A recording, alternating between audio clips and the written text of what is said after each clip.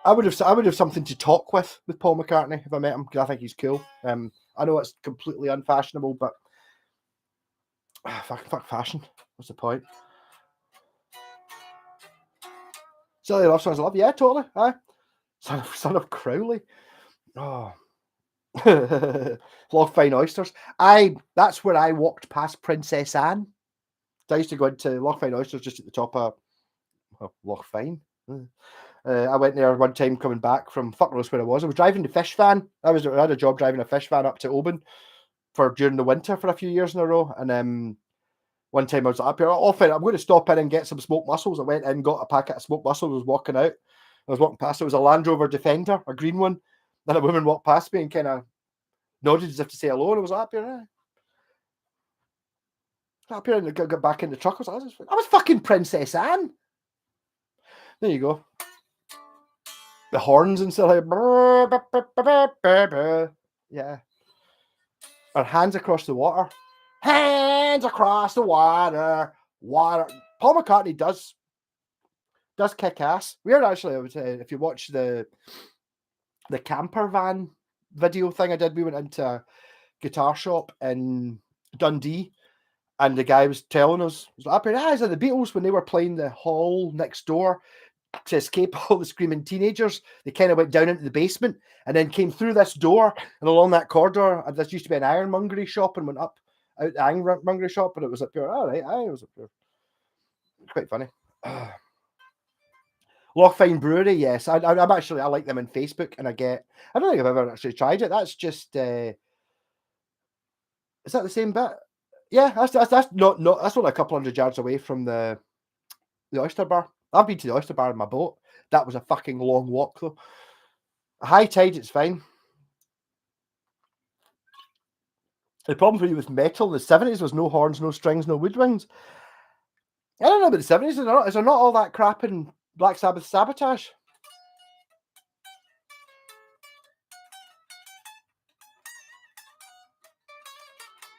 Silly love songs, but I don't know if I want to listen to that though. I do, to be honest. My pal Michael used to be a postman, and he got deliveries for a pub that closed down, and he used to get DVDs. And for a couple of months, he just, rather than, because whoever it was sending out the promotional copies, we got these DVDs, and this is before YouTube and all that crap. So he had these promo DVDs that would be like, "Peter, got another promo." We'd sit and watch it, and there was Eminem ones and songs with proper videos and shit, and I really quite like a lot of that stuff when it works with Eminem. It's not shit. I get it. I enjoy it. It's fun. I don't know if I would maybe listen to it, but you're watching the video and it's fucking really good. Spike the likes, your bums. Yeah, totally. If you could. I'm off to bed soon anyway. I'm fucked. That was 2 buckies in a row. But happy birthday, Kit Kats, and thanks for spending your evening with me. Hopefully you had some booze. This is the only lives I've seen with 0 trolls ever. No, we've had a couple, not very many though, to be honest. One. I don't know. What's the point in trolling me? You know what I mean? It's like you need to try and you've got to try and appeal to someone's ego or something, and I don't really have it. I don't give a fuck. It's like, that's why I don't have 50,000 subscribers, because I don't give a shit. I'll say things that nobody agrees with, and I'm totally fine not agreeing with me. That's totally fine. But Penelope, yes, I felt really bad. I ended up I accidentally banned her at one point, but it's all right. She changed her name to something else. Doesn't need mods and ban hammers. Hopefully not. No, I think we did have a bot on a few weeks ago though. Yoakum, are you still here? Yoakum's banned from the channel. I totally didn't ban him. Totally didn't, because he's funny as fuck and he's got an Ibanez Blazer, so he's all right, from Sweden, or Norway, somewhere Scandinavian. And it's a shame. I don't know. I mean, I don't have any. Well, I probably do have control about how this works, but I'm not computery, man. I get kind of when it comes to computers. So the fact that I was able to do the live stream the first time I did it was just luck. That's it. I'll fix your guitar. I can fucking, I know exactly how this works. All of it. Totally no problem. computers. The rage builds so quickly that I can't deal with it.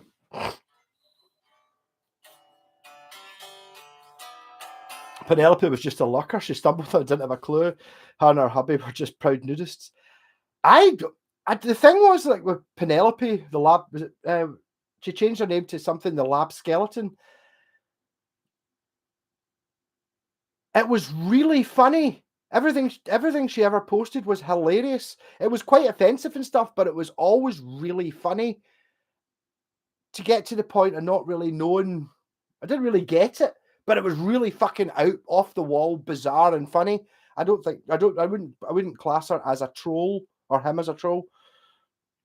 I looked for a week or two just to make sure it's after me. Well, the problem is it comes down to not putting an act on. You can kind of tell. You know what I mean? You might. Yeah, catch you later, Scott. Come back, watch all my videos, stick likes on them and stuff. That would help me. There's fucking, if you've only just found me, I've got fucking 1,000 or something stupid. Going right back. Basically, the more recent ones I've got slightly better quality, and I'm better at doing this talking to the camera thing. But I mean, there's fucking so many. I never took any of them off though. Just left them run because occasionally I get questions and comments, so they're all still there churning away in the background, millions of them. You can tell they were nude. We did have the Russian kid we thought was AI, yeah, but I also had another Russian kid. I got an email from him like the following day. A Russian guy was up here, yeah, man. I just want to thank you for last night. He'd taken a bad trip. He'd taken acid and he was on his own. And basically he'd left whatever his pal's house because he freaked out. And he came on, and for some reason I came up random. And he's like, up here, I just feel, and it was really, I don't know, it was really heartfelt. The guys at Up Here, I was freaking out like fucking, and you were just making perfect sense. And it's like, yeah, well, whatever. I didn't do anything particular, but it was just nice to, and you knew it was genuine, heartfelt. He'd taken a bad trip and was freaking out, and everyone's going mental. He talked to, do you see some idiot from Scotland wearing a pink t-shirt, talking shite, playing the guitar, and I thought, Feather Chart calls an ancient video. Yeah, I get lots of ancient videos. We had the porn. Did we have porn ads? Really? Nice. It's because you're all wankers. I didn't say that, and I would never say that. Obviously, you're all fucking lovely. And if it wasn't for you lot, I wouldn't be able to do this crap. I couldn't believe. I think the first couple of live streams I did, I'd kind of worked out what I was going to say. I had like a list of shit, and then I did, and I realized that, see, when it got to the point of like the third week or something like that, when I was struggling with something to say, one of you would jump in and get the conversation going. I started to realize you guys are not normal people. You're all like me. Same thing. It's like pure. It was like, yes, fucking. Really, I do. You guys are fucking brilliant. I know everyone says that, but I genuinely mean it. It's kind of bizarre. Did the Tokai Firebar do quite well? I don't know. I don't know which videos are going to do well. It's like a total random fucking pot. I've got no idea. I get really. The thing is that no more. I know I don't really give a fuck. So it's fine.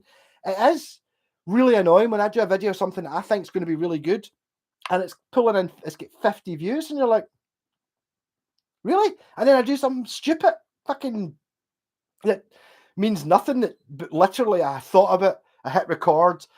10 minutes, I turned it off. I was fucking, no one's going like that. And it's got hundreds of views. Like, what the fuck? I don't know how it works. The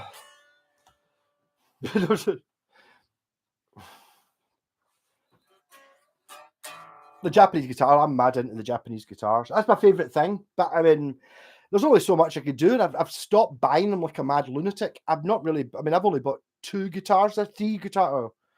So I bought 3 guitars this year. Technically, I bought the Paul Gilbert, which is Japanese, on Hugman. So I did buy that this year. And then I got the Tempest Strat, also Japanese, but I couldn't say no to it. It's not, I didn't hunt these things down. And then the RG, which is also Japanese. And then doing these things with Jen, the J-Pax guitars. It's like, these were already my guitars, but they were guitars that was kind of like, Pierre, I'll do something with it and sell it eventually, but then you get it painted back like this, and it's like, no, that's getting kept. So look at this one, that's a Japanese one, that's a Japanese one, that's not Japanese, but it's my wee red base. Okay, I think I bought that this year as well. Not much fun looking porn. Porn gives people the wrong idea of real life. I mean, who has a plumber show up within a week? I don't know. Maybe you're not putting out the right advert. You know what I mean? It's like, are you wearing clothes in your whatever you're putting the message thing out? You might get more luck. I worked at a porn store for a year, most porn shop. Is there something really creepy about porn I don't get? I don't know. I mean, there used to be I don't think it's there anymore, a record shop called The Lost Chord in the West End of Glasgow. It was kind of near Kelvin Bridge Underground. And it was a record shop, maybe about 3 times the size of this room.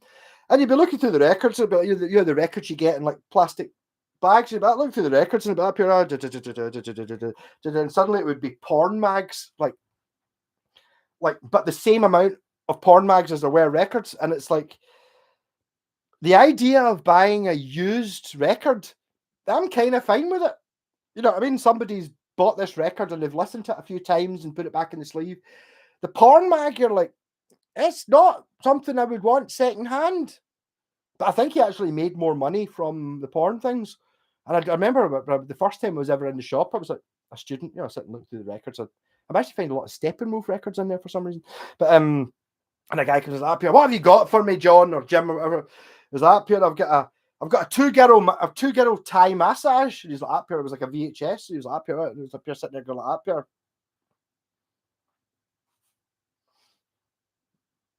I'm gonna wash my hands.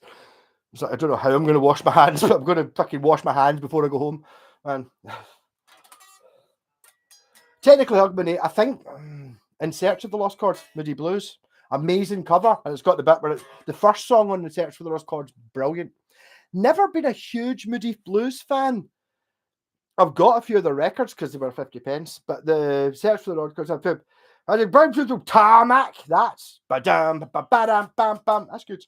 And A Question, but not a huge super fan of the Moody Blues, apart from obviously. Nope, it doesn't sound like it. I'm sure Nights in White Satin starts in a D, but there you go. Technically, Hogmanay, I think it might have been New Year. I said, Alex, I said Hogmanay, I think it was the 1st. I think it was the 1st of January, and I was going to put a bid on it, and it was like pure right, because I'd watched it from £600 and it from like November or something, and every couple of weeks it kept dropping, and I was like, pure right. I'm going to offer 400 if it drops again, and it went from 450 to 350, so I offered 300, and I got it. Days of Future Past. Days of Future Past is that's the one with Nights in White Satin on it. That's the orchestral one, the one where they got that deal. I do have that, and it's quite good. But it wasn't meant to be an album. They got a deal with DRAM Records where they were trying out this new stereo thing. We're going to make a stereo record, so we need a band to make a stereo album. And they went, yeah, we'll do that. And it's like, so they kind of wrote extra music that was going to be stereo. Brilliant. Moody Blues Breakthrough was done to illustrate stereo. That's all the company didn't care what was on the record. That's the one. Days of Future Past. Yeah. I've got 20 favourite albums of all time. Sorry, I was still laughing at the Sloan Ranger with it. You'll be able to work out the best porn mags by counting how many pages are glued together. Yeah, see, that's the thing, though, isn't it? You're like,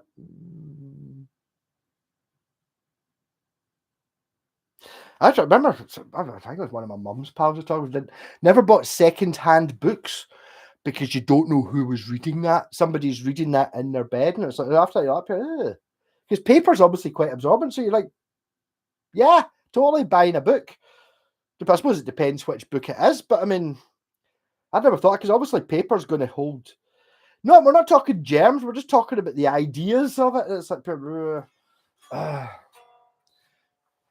they used the Mellotron. They did use the Mellotron. They were also on the Isle of Wight. If you've never watched the Isle of Wight DVD, which I'm sure is on YouTube, that's fucking one of those informative things from my youth. It was like it was all really fucking good.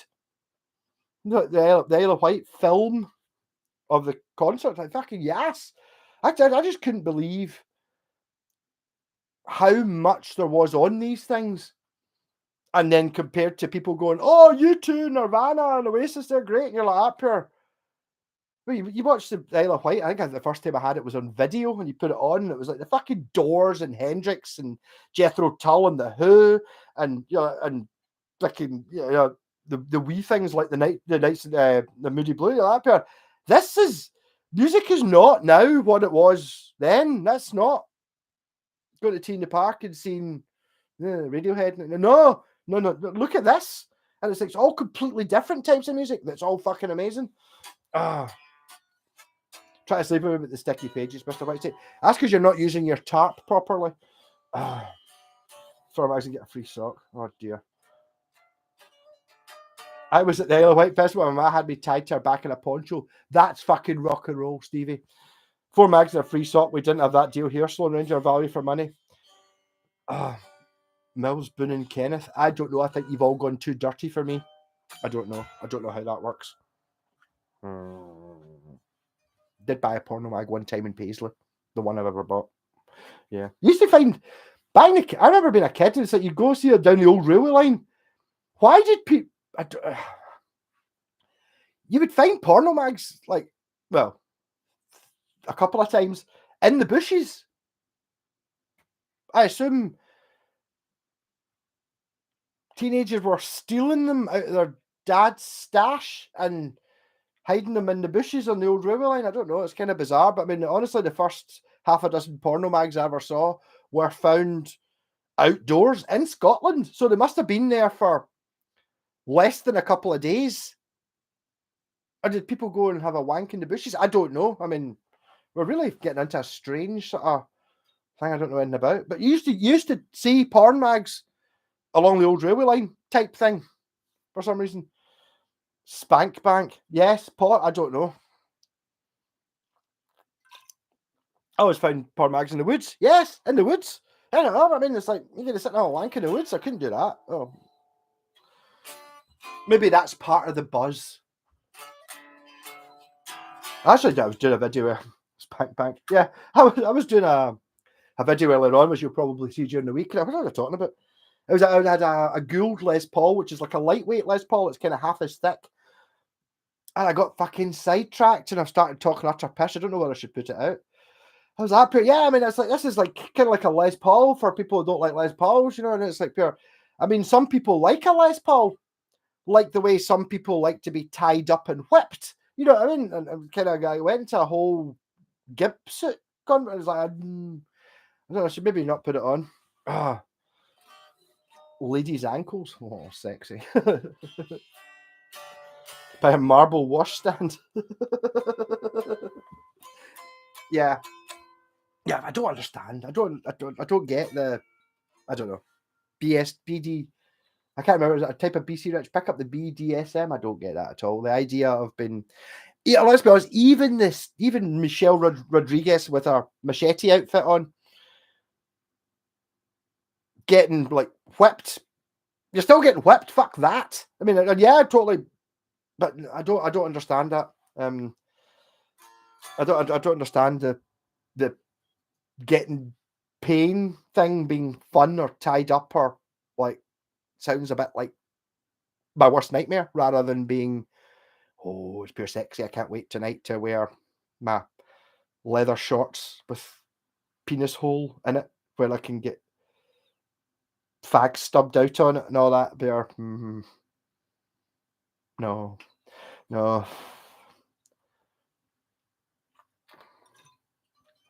This is the tenor depends pants. That's people pissing themselves. I don't even know. No. I mean, that's how we basically, you'll know that. No, put the Gould LP out. I've been waiting for it. See if it's like mine. Unfortunately, Alexander, it's not as well. Yours is pretty good, but this one is one of those planet aligning ones. It's just a really fucking good guitar. It's really thin. It's purple. and it's got like a dark purple burst on the back. It's a stunning guitar. It sounds amazing. Well, I mean, your Gould is good as well. I think Gould's is one of those companies that has, 1 year to the next, they use different factories to import their guitars. So it's kind of your luck. Oh, what time is it? I'm going to end this early. I'm absolutely steaming and starving. It's only 11 o'clock, which is disgusting. But I have to. I do have this pork pie that I'm going to eat. That'll wake me up.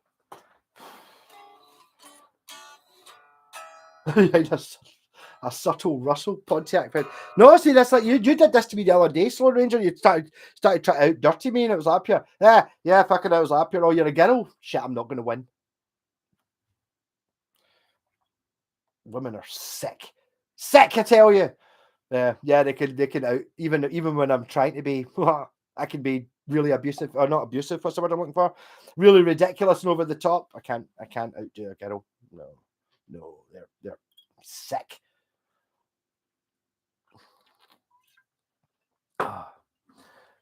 So what's the last song before I go? Got the rat on. Give us a song.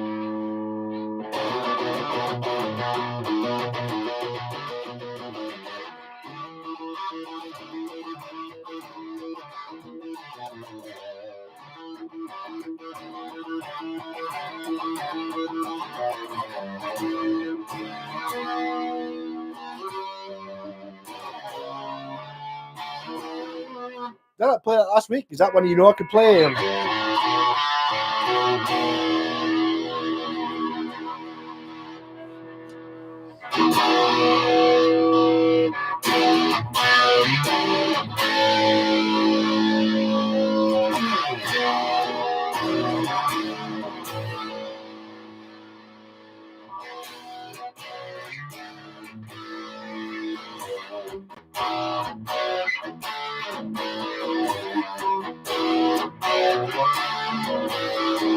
Diamonds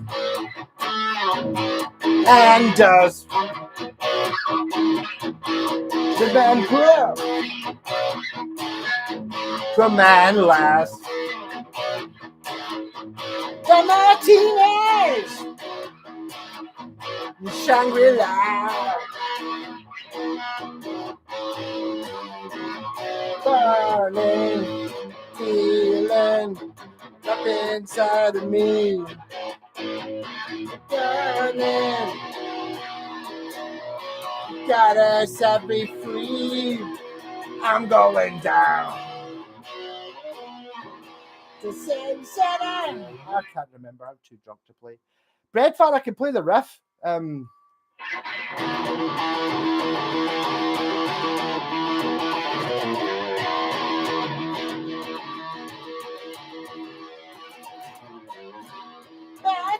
working at the ground, got a very nice number, never nickel. Breadfan, working. I can't play it. Heard Paradise City, forgot it had synth. Wow. I don't know, these things are like... I remember when that album came out. That's how old I am. And it was on the primary 7 school trip. And again, I'm going to talk about the Long Live Rock Rainbow Greatest Hits that I had. And everyone, not Iron Maiden, Guns N' Roses were the thing. And it was... Paradise City and Sweet Child of Mine were like pure, listen to this, listen to this guitar playing. And it was also Knocking on Heaven's Door, listen to this guitar playing. And it's like, I didn't know this at the time, but I've been listening to Richie Blackmore, and I'm sorry that Slash isn't Richie Blackmore. Not that I'm a massive Deep Purple fan anymore. I've kind of gone off them a wee bit, but he's a fucking guitarist that's 10 times better than Slash. I'm sorry, but there's no... synth and Guns N' Roses. Yeah, synth can be a bad thing. I used to fucking hate 80s music, anything with a synth in it. Apart from obviously Flash Gordon, that doesn't count as being, although it's everyone plays synthesizer. Although that was always, it was quite funny that on the Queen albums, it always says at the end of the album, no synthesizers were used making this album. on every album up to Flash Gordon, and then it says, lineup: Freddie Mercury, vocal synthesizer; Brian May, guitar synthesizer; John Deacon, bass synthesizer; Roger Taylor, drum synth. They all played synth.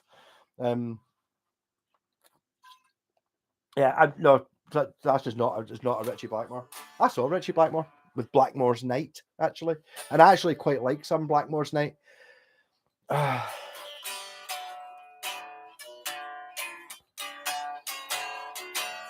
get disappointed with Blackmore's Night. It was really good. I really enjoyed it, but it got to the sort of last couple of songs when everyone was at pure and it was that they brought out an electric guitar and played Black Knight, and I fucking hated it. And everyone's like, "Oh, we're here to see Deep Purple." Yeah, did you not listen to what he was doing? Like, it's really good. The Blackmore's Night stuff is fucking great. All songs about drinking and stuff in a sort of medieval way, and the band were pure loving it. Richie was giving it amazing shit on the acoustic. This is really good. Now it's like pure, we've got to play Black Knight, so he comes out with a fucking strat and he's like da da da da da, and everyone's going, this is great. This is like Deep Purple. I used to like Deep Purple. You're not fucking music fans, bastards. That's what I thought at the time. I love I remember 74 when the first Kraftwerk song was a hit in the USA. I was on board. I hated synthesizers, right? But I always like Kraftwerk. Kraftwerk are fucking great. Trans-Europe Express and all that. That's different. It's a different thing. I totally. It's all a case of how you use it. It's not a case of sticking synth in because it's cool and because that'll make it sell, which I think was, at the time, I didn't know. I just thought I didn't like it. But when it's necessary and it's part of the song, fucking yes. I mean, yeah, synth pop. We're going to talk about. I'm going to have to mention. I need to start to make a sound.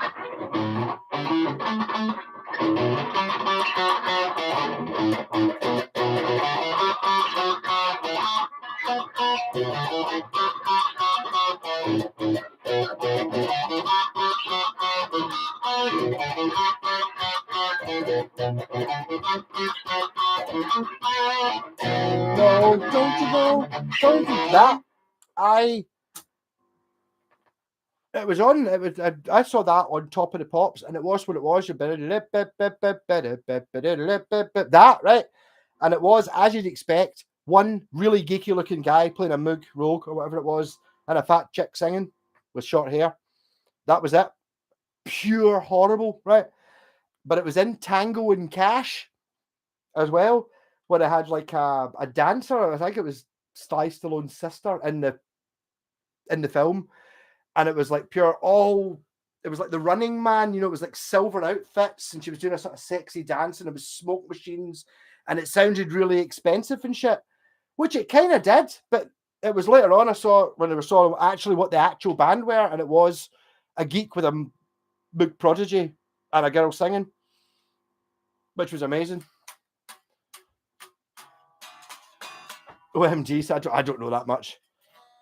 One really could get a fact check. Yeah, but I mean, it was really, but I mean, it makes sense. I do like all that shit.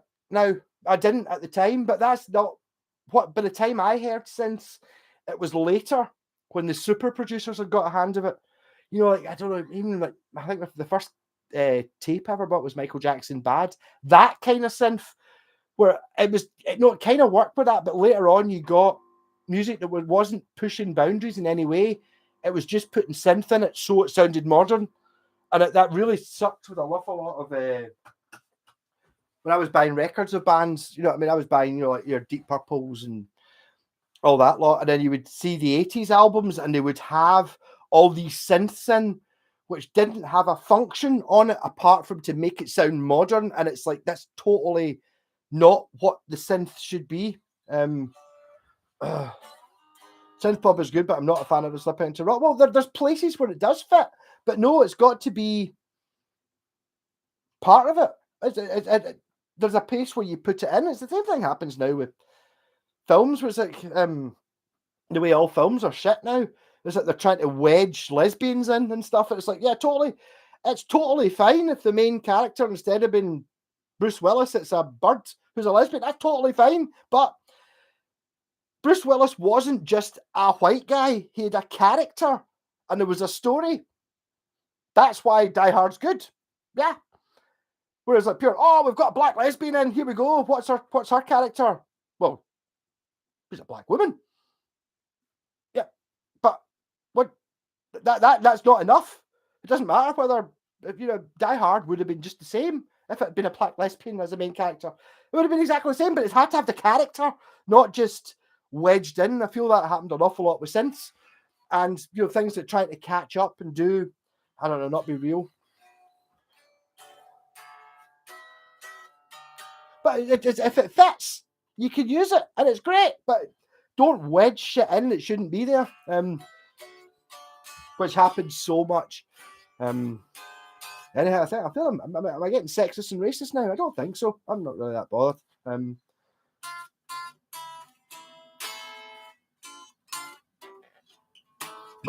But watch the Meg 2. None of that in that. I don't even know. There are women. I don't even know or care, because it doesn't matter whether the lead character's male or gay or not male or black or white, or it doesn't matter. After the film, you go, that was a really good film. So, did it have representation and stuff like that? Oh, yeah, it did. That doesn't matter. That's fine. Could be totally be there, but that's not the important thing. The important thing is to be good. Same with music. Important thing is to be good music that's heartfelt rather than being processed. I'm going to start talking about Black Sabbath 13 any second. I don't know, the conversation. I'm drunk and I'm going to bed, Bjorn, but cheers anyway. Yeah. Don't start talking about the Black Sabbath 13 album. I don't like it. It's the same thing. It's like, oh no, it's got to sound like Paranoid. What about wedged in after a Brit synth pop, LA pop switch to synths, and it's awful. But if a movie's fun to watch, that's all. Yes. That's it. Yeah, totally. Music's the same as well. I don't mind if music isn't. Well, the thing is, it makes it good if I like it. Sort of. But I mean, some stuff's dead simple. It doesn't have to be mega complicated. And obviously, some stuff is. Like my favourite album ever, Black Sabbath Sabotage, which is really complicated and has lots of timing changes and lots of instrument, light and dark. Yeah, totally. That's fine. But it doesn't mean I don't like Walking in Sunshine by Katrina and the Waves. That's great as well. Just as good, but different thing. But yeah, great. So, movies I recommend. The Meg 2. It's fucking hilarious. Going back a few months, Guardians of the Galaxy 3 was surprisingly all right. Going back another few months, Everything Everywhere All at Once is the best film I've seen since Lord of the Rings. Something like that. Everything Everywhere All at Once. Check it out. I really like it. I need to watch it again for the second time. Kind of don't want to watch it again in case I don't enjoy it as much, because I kind of know what's going to happen now. Oh, Star Crash. Kenneth, I'm having to stay on for Star Crash. It's so fucking awesome. It's so bad. And it's like, even though you've got the DVD cover and you know David Hasselhoff's in it, when he turns up 45 minutes in, it's like, fucking hell, David Hasselhoff's in it as well. But it's so silly. And Carolyn Monroe's fucking brilliant. With her famous roles in... Oh, she's in The Voyage of Sinbad, and she's a helicopter pilot in You Only Live Twice? No. The Spy Who Loved Me. I think that's all she's in. And she's wearing a leather bikini throughout, which is just... That's just a byproduct, though. But I mean, it's fucking hilarious. It's so... It's like it could have had a tenth of it in it, and it would just have been a shit but quite funny film, but it doesn't.